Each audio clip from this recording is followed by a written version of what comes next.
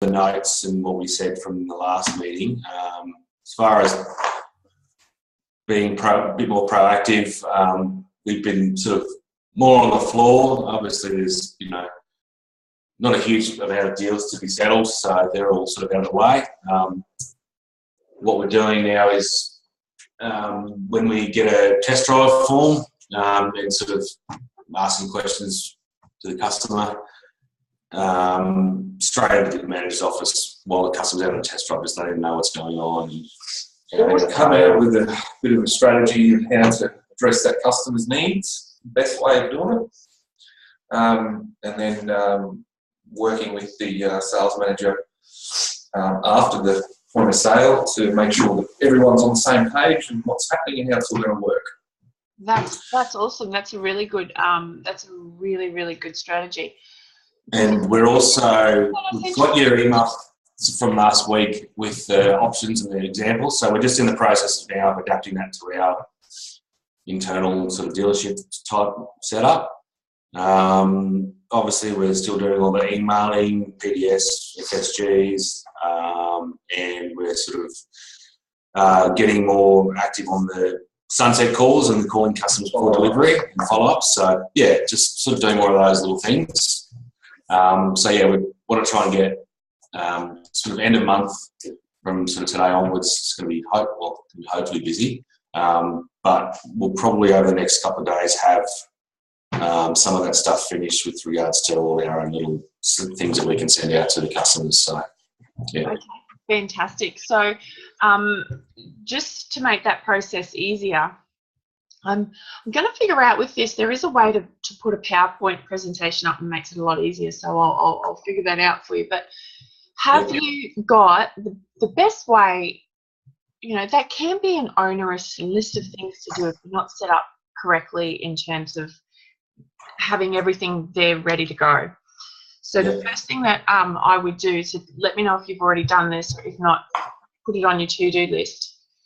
Have folders in your computer, and I used to say to my business managers, have your desktop set up the same way, so that, say for example, one of you were away and we went onto your computer, I'd know exactly where to find a checklist, where to find a privacy, where to find all of that, all of those tools I need to move fast.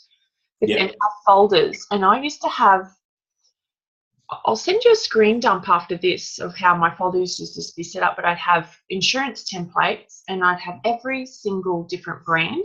Which warranty do you use? Eric, Swan Eric. Okay. 5-star plate, The DriveSure and the... Awesome. The mechanical protection plan. Yeah. Okay, that is fantastic. Yeah, we've got all... They're one of my favourite warranties. Yeah, so we've got all the, there's no network drive here or anything like that. I'm not sure what the IT side of things, what it allows for, but I know what we do on our desktop is we have a folder for each lender, a folder for each insurer, and then you can quickly just run in and grab the FSG and the privacy and things like that, and financial services guides, credit guides, all that sort of stuff.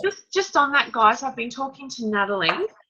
She said stop using the 4-way multi-policy PDS. So because we mentioned that before. We've ditched those. We've ditched those. Yeah. Now moving on to those insurance templates to make your life easier. Yeah. Especially for your cash customers, I'd have, because you're using the 5-star, you have different categories, as you know, of warranty. So what it costs to insure a Kia Rio is going to be different to what it costs to insure a Mitsubishi Pajero on your 5-star. You know that. So what I'd do, I knew my main models off by heart, but I'd have Ranger, then I'd have EcoSport, then I'd have Cougar. So if you, Brendan, purchased a vehicle from me, it was cash, I could go straight to my insurance template folder and I go, okay, Brendan's bought a Ranger from me. I double click Ranger. I type his name up the top, and then I type in his insurance quotation, monthly or upfront, and then I'd move down from there. Now, just remember as well, if you're selling your Suncorp insurance, that's fantastic if that's the direction that you want to go. But if you're trying to get more tyre and rim, like a substantial amount more, remember, it is always easier to sell one policy and maybe go, for yourself, you earn more points naturally. But maybe say, hey, I can cover you from the tyres up on this particular policy. It just gives you an added advantage. And where you need to be smart and strategize as well is when you're selling a customer a car on finance, I would always try and sell the Swan insurance, because then I don't have to deal with the comprehensive new for old for lifetime, the comprehensive advantages objection. And then if they brought that up, you can turn around. I used to say, well, look, that's fine. I can do the comprehensive advantages for you, but just so that you're aware, that policy has to stay with you for the life that you have the car. So if you get a huge increase in policy, because the risk is increasing, you're not able to move it to have that feature. Whereas this gives you that flexibility. You can pick and choose what you want. Another really strong reason why you do those cash options, and we'll spend more with Cash Gap, because especially in a used car operation, it's a massive opportunity, and it's also a fantastic retention program for your customers. You sit there and say, well, look, and I can even cover you if if there's a written off vehicle in the next 3 years, and can do some comparisons between what it costs to insure for agreed value and what it would be market value, and adding in your 21.74, I think it costs, or 22.74, I think it costs off the top of my head, to do monthly protection plus at a level 2. Okay, that was Malcolm. I don't think we come across too many insurance, motor insurance or comprehensive insurance issues with the new for old or that. Like when we sell or offer the products, we sort of quickly go through, okay, you've got option A, B or C, which is Swan, Suncorp or Allianz. Still, we've got that. We do get a lot of Suncorp customers. So I said, look, are you happy to stay with Suncorp? We can set something up here, save a bit of money. You obviously know what the features are, but I can go through them with you now. A lot of the times they don't know about the lifetime new for old, so we just sort of add that in as hey, you can do this. But yeah, we don't really come across too many. Can I ask you a question? Issues. Can I ask you? Yeah. What are then the major objections that have got your gap at 40%? The gap. You said your gap was sitting at 42%.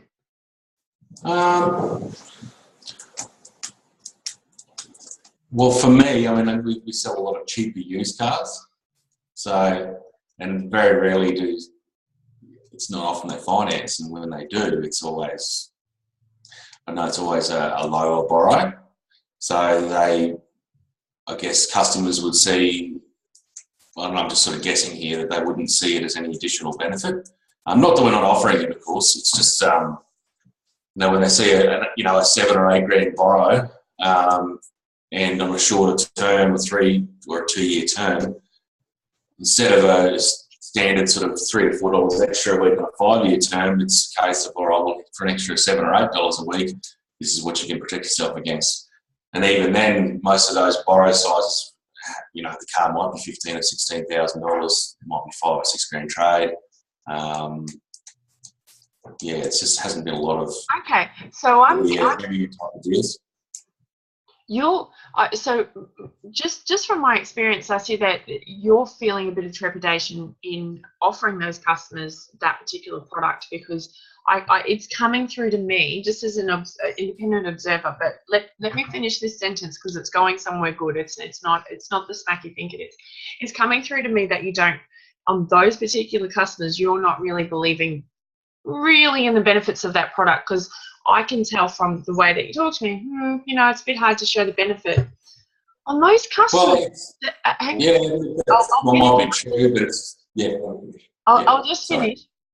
Yeah. Because there's a good part to this. So, on those customers, do you think that maybe we should go down the track if it is a small borrow? Because this is what I used to do in used cars. Every single customer I used to approach differently in terms of understanding this particular circumstance, and that's where I used to get the huge success that I used to get, because I did tailor my presentation to the uniqueness of the situation, you know, I wasn't giving personal financial advice and all of that stuff, but understanding that if it is a $7,000 cheaper used car, then perhaps the best solution and the most benefit to the customer, and remember, the most benefit to the customer, the option that you believe is the most beneficial is the one that you're going to be most able to sell successfully because you believe in it. And not only that, that's an ethical, it's a really ethical solution to the customer, because any of the results that I've driven in the past have been based on a really strong basis of ethics.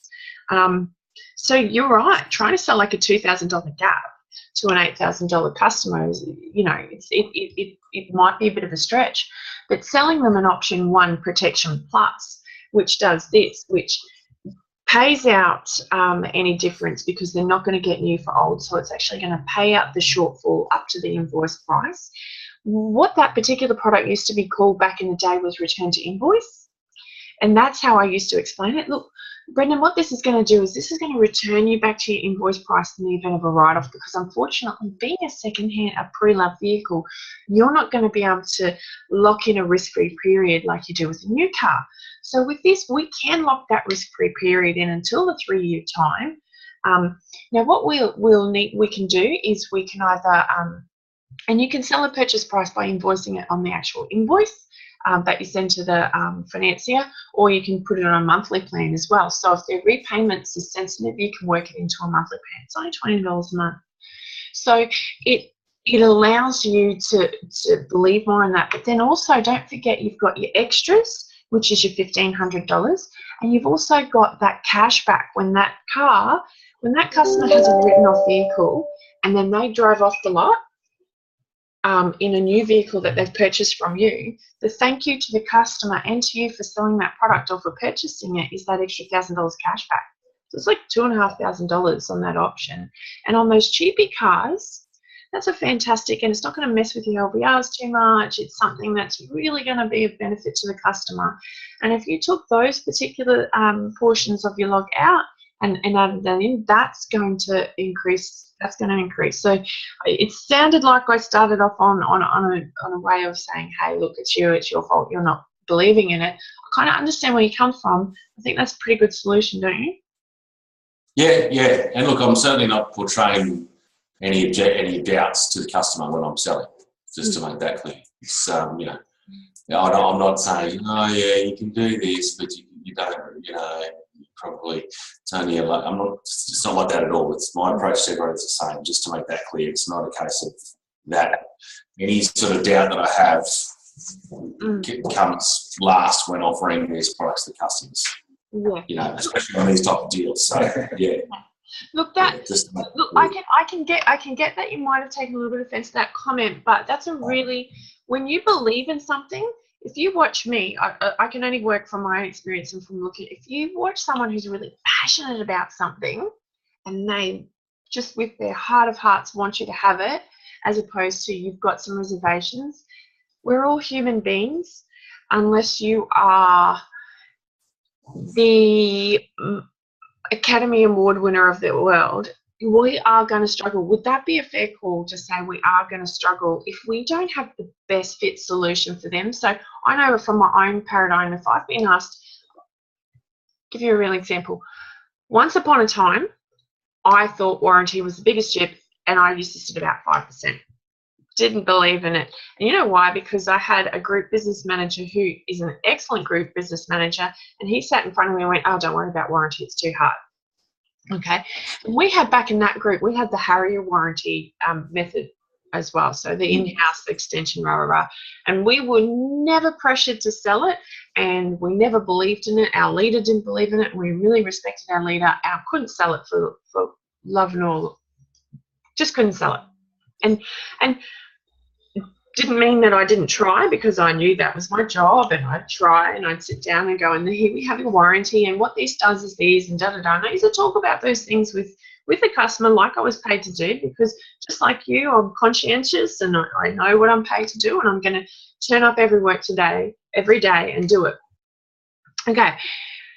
Fast forward a little bit, and I've had a bit of experience with a warranty on a fairly expensive car myself.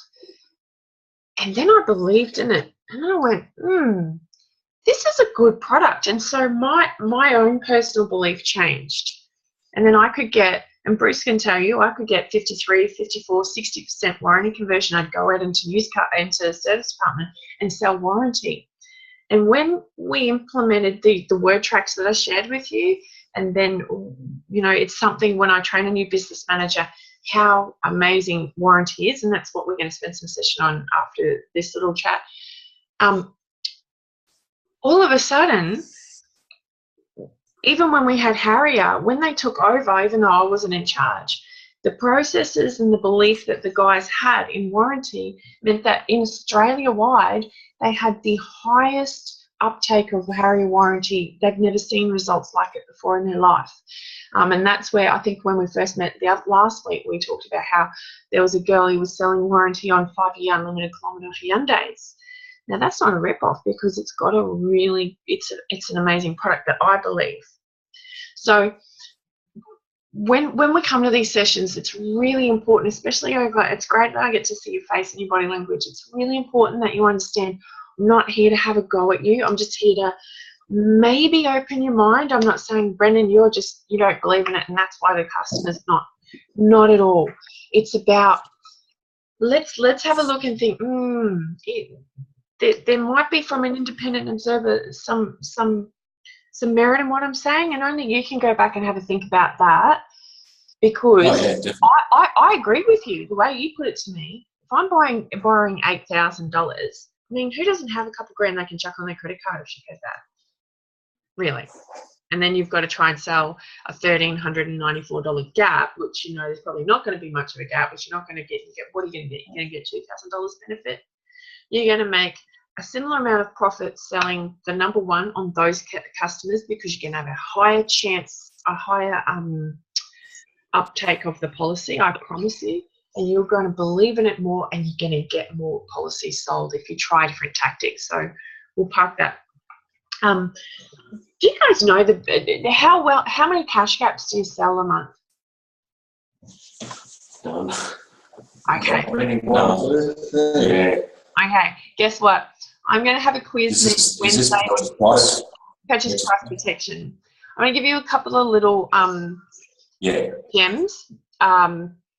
Like, I actually get customers purchase that from a cash, like actually cash. I'll give you a couple of little, especially if you're dealing with used cars. Yep. Or you've got your pensioner who's paid cash on a new car and paid a lot of money.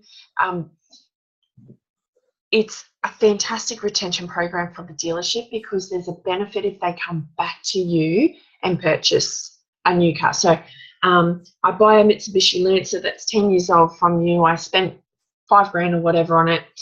2 years later, I write that vehicle off and I get $1,500. I'm going to get the balance up to, and I actually say to customers in the UK, and it's massive in the UK. In the UK, it's called return to invoice price, and that was copyrighted, so we couldn't take that particular name. But what it does is it returns you back to your invoice price. Now, Mr. Customer, you could sit there and you could say, that's fine, I'm covered for $5 grand now. But let me tell you a little bit about agreed insurance. You're always going to pay more for an agreed value, and your agreed value that you agree on is always going to be anchored to the market value price. If it wasn't, I'd be insuring my Volkswagen for the price of a BMW 5 Series. But you can't. You can only really, it's about a 20% leeway. So your car is going to depreciate more than just 20% over the next 3 years. Statistically, you'll lose about 50% of what you're paying me now. That's just an Australian Bureau of Statistics thing. If you were to go and do agreed value, and on some cases, I just actually have examples where I say, I could go and get an agreed value with Amy for this car over the next 3 years, and it's actually going to cost me this much more than market value. It's always cheaper market value because they're taking less risk. Instead of spending that money there, spend $22 a month with me here now, or I can package this in a bundle that covers your tyres, covers everything, and then you go through the Eric benefits in the future. I can package it all from the tyres up, where I'm going to cover your tyres, and you've got the ability to do a little tiny discount and make it all look, I'll give you a $50 discount as a bundle, multi-policy discount. I can package your tyres, so I'm going to look after your tyres for you. So that means unlimited puncture repairs, 2 wheels, 1 rim, blah, blah, blah. I can, give you the best comprehensive insurance. You've got towing cover, keys cover, da-da-da. And I'm also going to cover you on this used car. You're going to get cash back in your pocket and be returned to where you were over the next 3 years. I'm going to take all the risk out of buying this car. It's going to cost you $20 extra a month. How's that? Or it's going to cost you, what is it, $794 is going to cost you in 5 years, maybe $3.50 extra a week? Nothing. Yeah. Either or. And go, look, I can do it any way that you like. I can package it into your monthly payments. That way you're not paying interest, or I can do it this way. And you're providing solutions. And guess what? You start pumping those out, people do have accidents. Guess where they're going to come when they want to buy their next used car? And guess how much they're going to love you? You're going to build the brand of the dealership as well. So I might do a bit of a quiz with you next week on purchase price protection, because it's a serious way of making some income. And I think if you remember last week when we talked about making sure we try and make as much money on our cash customers as possible by offering them a solution and looking for about a $300 a car increment on those cash customers, and then that's going to help pad out that PVR from where we are now to our $2,000 goal, and we will get to 2,000, boys. Okay. Warranty. That's my next one. We're sitting at 5%. So I'm going to do a warranty role play with, now which one's Brendan, which one's Doug? Who's Doug? Doug. Okay. Doug, I'm going to do a role play with you. I'm going to sell you a warranty, and you're going to be the hardest customer and throw some objections at me, okay? Just give me hell. It's fine. I love it. Yeah. Okay. So I'm going to sell you a warranty. And what we've got maybe, who do you look after again, Doug? Mitsubishi. Okay, so we got, what warranty do we have to start off with there? 5-year, 100,000. 5-year, 100,000. Awesome. Okay. So I'm going to sell you a warranty, and you're paying cash. Yep. Okay. So you come into the dealership, and sorry, can you just switch just a little bit more that way so I can see your face? Yeah. That's right. Okay. All right. So fantastic, Doug. So we're here to pick up. Which Mitsubishi are you picking up today? Outlander. Outlander. Fantastic. I don't know anything about Outlander, but here we go. Okay. So Doug, as I said to you before, what we're going to do is we'll quickly, I'll finalise your payment today. I'll go through those options. Now, you got that email from me, and I know that when I called you yesterday, you said you were happy to go with our insurance here, which is great, so I'll help you arrange that. I do want to go through a couple of other things just quickly before you go into your car. So, like I said, probably about 20 minutes of your time, if that's okay? Yeah, that's fine. Okay, fantastic. Now, just receipt check. Now, we're setting up your insurance for you with Suncorp. So we're just going on a standard 2-year windscreen policy. Now, my question to you is, at the moment, Doug, now you said to me your car that you're trading in here, it's got 4 years and about 86,000 kilometres. So do you plan on changing your cars? Do you normally change them over around this time, Doug? Yeah, every 5 years. Okay, every 5 years, fantastic. So just get 5 years and then move on a little bit earlier here. Happy, obviously, when you trade into a dealership, it's not the same as private. What I'd love to talk to you about, and that's the information I sent to you today, is keeping your options open, because we know life's not all lollipops and rainbows. I know that you've got the fantastic backing of Mitsubishi warranty with your 5 years. But you hit nearly 86,000 on your trade, so you're kind of averaging probably to do a little bit more than the 100,000. What would you say to me if I said there was an option where if you got to the end of 4 years, you could possibly get more for your car, Or if you love our Outlander so much and it's really fitting the bill, and in the situation in your life would change where you didn't really want to get a new car, you've got your options left open for you. What would you say to that?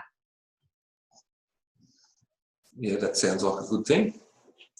Come on, you can be a bit tougher than that. Be harder than that. Just Super duper. Be an asshole. Say, look, no, I change my cars every 5 years. I'm happy with just the insurance. I don't need to worry about fixing. And this is one I get a lot. I don't need to worry about fixing my car. My son's a mechanic. Awesome. Okay. Or it's a second car and I'm doing less than 15,000 Ks a year, something like that. Yeah. Okay, fantastic. But we all want to get as much money. I know that when you were here, I was involved in a thing, it was a bit of backwards and forwards trying to get you the best price for your car. And unfortunately, being a dealership, obviously we've got to buy your car in and recondition it and sell it to the public. What we are finding as a dealership, which is why I'm so passionate about this and I have been offering it, is we actually struggle to stock our used car yard because there's such a large emerging market. I mean, you've heard of Airbnb and, now there's Uber. People are not using dealerships like us traditionally to purchase their used cars a lot. What they're actually doing is selling private to private. But as you can tell, there's a bit of a risk with that because obviously if you come to us, you get that 98-point safety check. You get, the peace of mind of knowing that you've got a big company whose vested interest is in looking after you. So, you get that peace of mind. People are willing to get to cut the dealer out at the moment, and they're selling cars on Facebook. I mean, have you seen a car on Facebook for sale? A mate selling a car? Yeah, Gumtree's huge. There's a whole range of things. What I've found from my own personal experience, because I sell my car privately, because I'm going to get more, is that if I sell it and I advertise it with a fully transferable warranty, I'm going to get more money. But the brilliant thing, and that's why I love this warranty, is it keeps your options open, because if you keep the car longer than the 5 years because life has changed and what your plans were didn't kind of, for some reason, didn't pan out. You might have gone overseas for a couple of years, didn't use the car, whatever. You can keep that car and keep it knowing that you've got that warranty is extended anywhere up to 9 years and 200,000 kilometres. How good's that? Yeah, that's pretty good. Yeah, it is, yeah. The other option is you could sell it with the benefit of having a warranty, and you're going to get more money back. So you're pretty much going to make back what you get. So you've got that peace of mind there, so that worst case scenario, you keep the car, you've got warranty, you're not going to be thinking, oh, now what's the car going to cost me? Because that's probably why a lot of people do, move out of it. Best case scenario is you can sell it private to private and sell it with warranty. I've got a warranty on my Cruiser that I'm selling online at the moment. This, by the way, guys, is a true story. And the most inquiries I've had is because I've put on there that it's got warranty, extended warranty. And your DriveSure Platinum Plus is a full extension of the manufacturer's warranty. But here is the best kicker. Just because you buy a warranty from me today doesn't mean that you have to wait 5 years for benefits to kick in. They happen today. Because here's a scenario for you. You take your brand new Outlander. Now, I'm not saying that your car is going to break down, but we break down and we're the best engineered things on the planet. The rocket to the moon blew up. I mean, life happens. That's why every company in the world has a warranty department. You go for a drive. Let's say you go up to Rocky for the weekend for some reason. I don't know. So a couple of 100 Ks from home and something happens. That's great. There's Mitsubishis everywhere, and Mitsubishi will absolutely look after you. But there are going to be, how are you going to get home? What happens if you need to get to a job interview on Monday and you've got to hire a car? What happens if you have to stay overnight while they find a part? Relax, because with this particular warranty, we're going to pay for some towing costs for you. We're going to give you a hire car. We're going to give you accommodation benefits. And all of that's going to happen tomorrow. So you're going to get 5 years of that peace of mind as well on top of all of your RACQ. So I guess the reason I showed that to you is because I did look at how you used to trade here, and I thought, look, it'd be a disservice of me not to give you a fantastic option. And obviously you'll save money purchasing it now, and then it's done and dusted, because trust me, I do all of the warranty extension calls, and it's a bummer calling someone who's 2 weeks out and I can't extend their warranty under manufacturers or anything else. And then just shut up. They'll tell you yes or no, and then you go into your objection handling. So what do you guys know in the space of objection handling? Acknowledge the customer's objection first. I say, look, I understand, that's a good point, but let me, let's talk about that. What and then overcome the objection with, whatever. Okay. You need to do, depending on the You started objection. off fantastic. That was excellent. I think there's some pointers there in objection handling on some of those PDFs that I sent you. That is fantastic. The first thing is going, oh, look, totally understand. And it's about giving that customer that respect. Absolutely. So 100% on the mark there. I used to play a little game, and I'll play it with you guys. So I might turn around and say I don't like something. We'll practice it. It takes a bit of time to get into the habit of, but it's practicing what we call a 3-step objection handling, because it's not something that's natural. It's like, who plays sport here? Oh, I used to.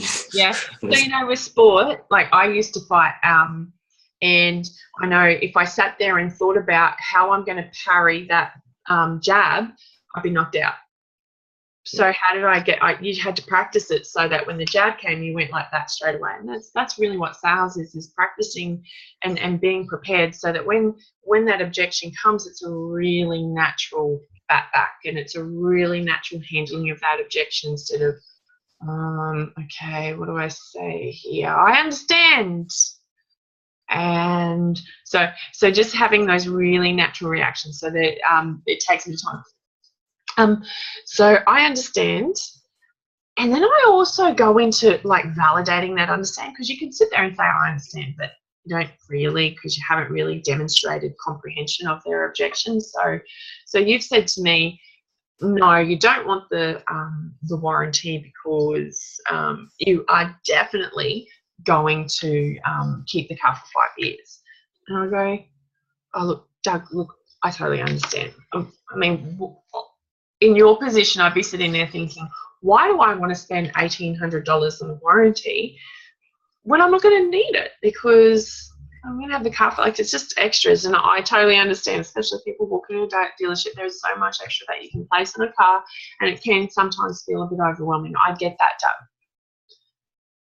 That customer is going to totally back down, isn't it? Because that's a little bit different to going, yeah, I understand, but totally get that. Hey, Doug, do you just mind if I ask you a couple of questions around that? Okay, wait for the response. Don't just say it as a rhetorical. Can I ask you a couple of questions and then keep going? Just go, can I just ask you a couple of questions about that, Doug?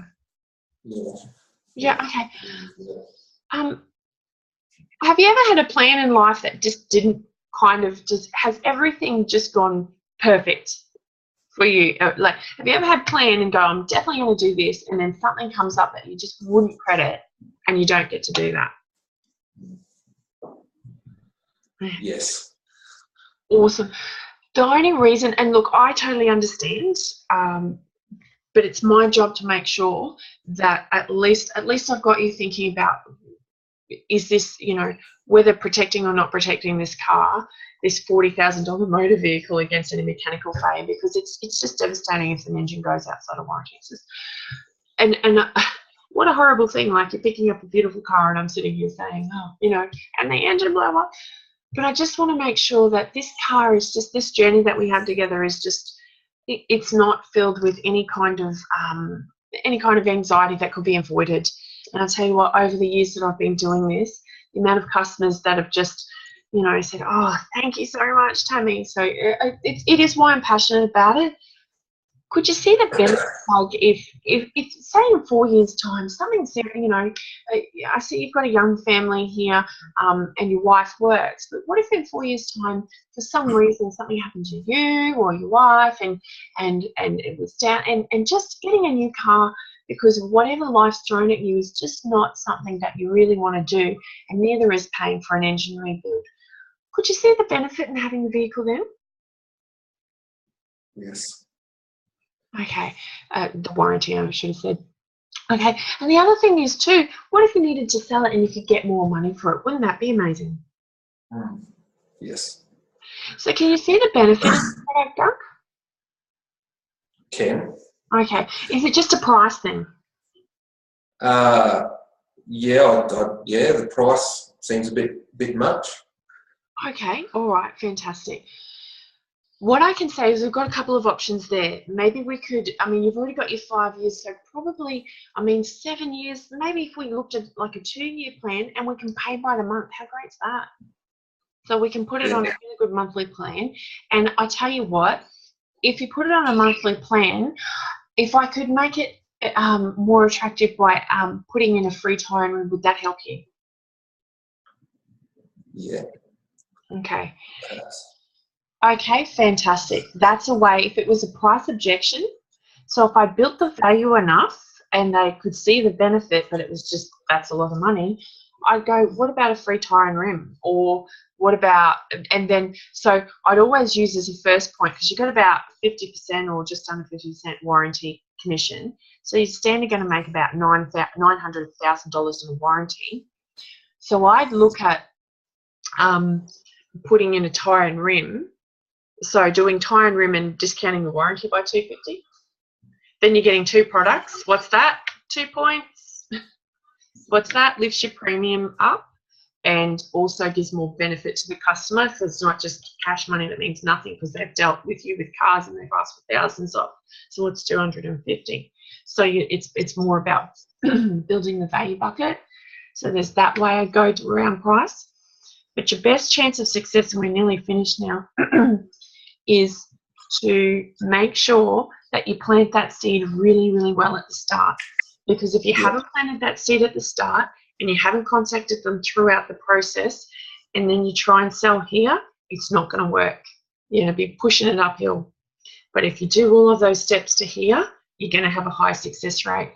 And if you guys could lift, I've just had a look at your logs, if you guys could lift your warranty penetration, what do you think 1 in 2, or let's say to start off with 1 in 3 people making an extra $900 would do to your PVR? Yeah, much more. Massive. It's massive, guys. It's really massive. So as soon as you realise that you can't garner interest in a cash conversion, I used to say to my guys, try and garner interest. Don't push it to the point that you're upsetting them and their, ego in terms of being able to pay cash. Switch to trying to help them and sell them a warranty, because more often than not, you're going to end up making more money for less work. Yeah. But you've got to do that. So can we learn warranty products and purchase price protection? And that'll be next week's. We'll also set up some times. Natalie's going to be my soldier on the ground, helping you with that face-to-face stuff and just going through making sure your files are compliant in terms of following the process, looking at your options letters. So we're going to work as a team, and the benefit is going to be you, okay? Have you realised any real benefits in the last week at all? Oh, definitely. Yeah. Well, I've been concentrating on the planting the seed at point of sale, and then when the approval comes through, touching on it again, but not too much. And then the 24-hour before delivery call, having another sort of conversation about it then. And if I see an opening there to, commit them to something, I will. But if it's, look, I don't really have time, I'll just say, look, I'll speak to you about it tomorrow, and this is what I'm going to do. And I'm finding that they're sort of a little bit more open. And it is showing a little bit of a result there, but I've kind of got to tweak it a little bit. But it's showing some results, yes. Work in progress. Oh, fantastic. That's great news. That's 1 week. You wait. 3 months' time. 3 months' time, I say this to everyone. You're either going to really love me because I'm making money, or you're going to really hate me because it's not working for you and you think I'm annoying.